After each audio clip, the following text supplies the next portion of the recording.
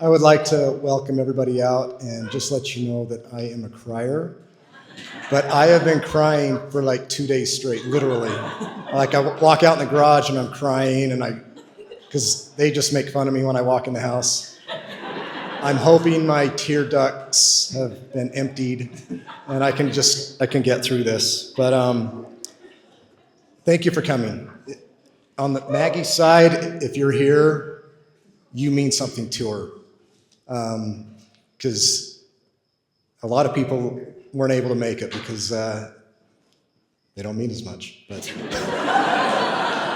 so she likes you. I would also like to give a shout out to Justin, but I don't think any of the girls were interested. Sorry. But he did do an amazing job.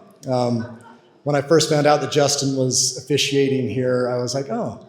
And then my mind flashed to 100 different memories of Maggie and Justin through the years.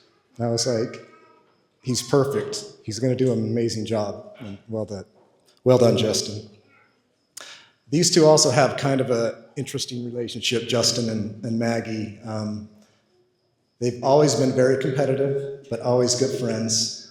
And talk to me later if you want to hear about a story where a bassinet was pulled over and little baby Parker rolled out. They were like 2 or 3 at the time.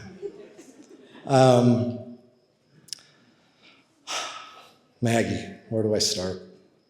As a parent, I think we're always hoping and praying and wishing the best for our kids. When Maggie was born, I wanted her to have certain attributes and talents, and the first thing I wanted her to do was be like her mom.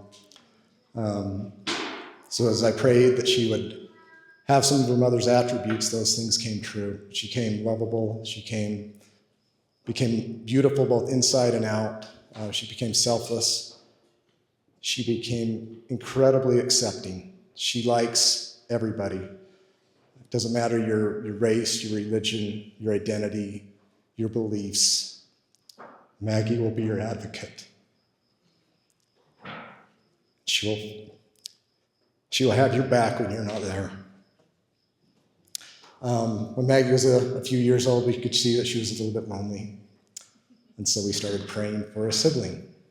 And it took a little while. Maggie's 5 or 6 years older than Lizzie, but her built-in best friend finally arrived, and you would not have seen a more proud sister. And like Lizzie has mentioned, they are each other's, biggest cheerleaders. They're always there on the sidelines cheering each other on in their biggest and smallest moments. And that's all a parent could wish for. Of course, I felt like I had some attributes, right? So I prayed for those. Has anybody seen Maggie dance? She cooks out there on the dance floor. Well, that was me. If you should really stick around. The dance party's going to be epic because Maggie's going to light this place on fire. She's a freak athlete. I'm glad nobody laughed at that. She's super competitive though too. She wins at everything, and that's slightly annoying. It doesn't matter if it's like card games, it's Catan. Jiren bought us Catan, like our first Christmas, getting to know him. And Maggie beats us every single time, and it drives us crazy. Jiren's actually pretty nice. He sticks around the outside edges at our house. I think he's just being humble. But Marianne and I have watched YouTube videos, and Lizzie and me and Marianne, we've tried to attack Maggie. At the same time, we just can't beat her. It's really annoying. Hopefully I don't cry, but Maggie's pretty emotional. I think she gets that from me, sorry. And she started to become a little bit stubborn and slightly argumentative. So I quit praying for my attributes to come out in Maggie pretty quickly. Fast forward, Maggie went on a mission. She came home, and I've never seen somebody with so much joy. Ellie said Maggie's like this ray of sunshine. She's always been like that. She just glows with joy. A couple years went by, though, and Maggie, it kind of faded. I think life kicked in, and Maggie was a little bit sad. So we prayed for her happiness again. And she met Jiren. And Jiren has been a huge blessing in our lives, especially Maggie's. I think everybody's kind of talked about this St. George trip and them getting to know each other long distance. It had to have been a couple months, and Maggie calls up and she says, we had a cruise in January, so like 6 months from the time the whole Cadell family. We had a big cruise. And she sends us, or she calls us and she says, I think I'm gonna have a boyfriend. Do you think you could buy him a ticket and a cruise? And we're like, that's like $1,000. We've never met the kid. But we bought insurance on his ticket, by the way.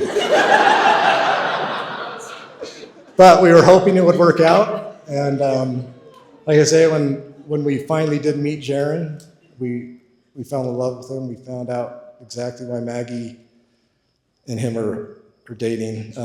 Jiren is a huge blessing in my life.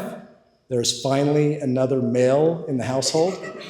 I mean, even our dog is female. I think that's probably why I'm such a big baby. I'm like just absorbing estrogen everywhere. But we're so happy you're in our life. I have one more thing to say, and it happened last night, and it was now I'm gonna cry. It was a pretty sacred experience for me. It's just the four of us, Marianne, Lizzie, Maggie, and myself. And we're all sitting on our bed. It's been a while since that's happened, but it's happened hundreds of times, maybe thousands of times throughout our lives for the last 20 years. It's how we would end every day. The girls are sitting on the bed, we talk, we pray, and we go to sleep. And it was magical. And for this little foursome, it's the last time that that's going to happen. But we talked, we cried, we laughed, we brought up good times and bad times. There's no bad times. But at the very end, we're like starting to get ready to go to bed. Maggie she looks at all of us and she said, I know this is sad, it's change, but I love him so much. And I know he loves me.